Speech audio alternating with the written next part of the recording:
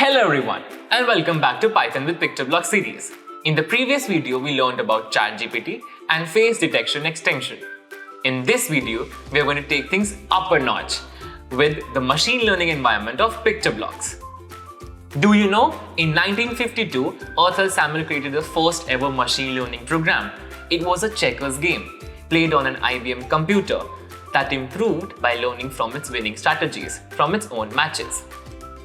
Using PictoBlox ML Environment, you can create your very own machine learning models from scratch without using any external resources.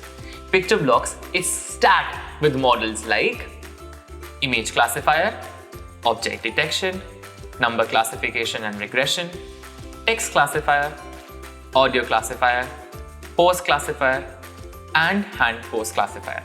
We have an entire tutorial series on the ML environment. Make sure to check it out in the description.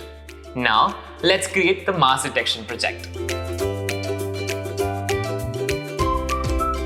As always, we will start with the Python environment. I hope you all are familiar with it by now. To open the ML environment, go to the Files tab and select the Open ML Environment option. As soon as you open the ML environment, you will see all the projects you have made listed on the screen. Let's quickly run through the model creation process. Click on the Create New Project button and enter an appropriate project name. For this project, we will select Image Classifier option. Now all you have to do is name the classes and add the samples. I'm adding the samples using the webcam. Add about 200 samples to each class for optimal accuracy.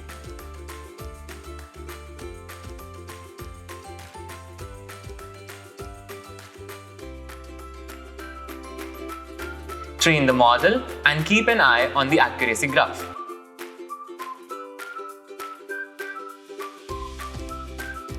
Once trained, click on Export Model and it will be loaded in the Python environment. You will see a baseline model execution code. It may look a little complicated, but it's actually very straightforward.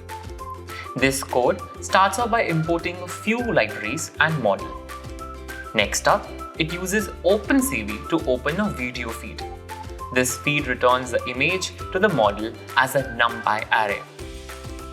Once the model receives this array, it outputs the prediction, which is displayed on the image using CV2.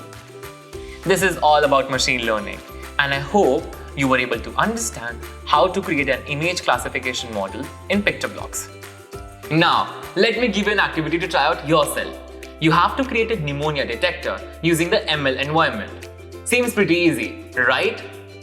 In the next video, we're going to learn about the REPL mode, another amazing functionality.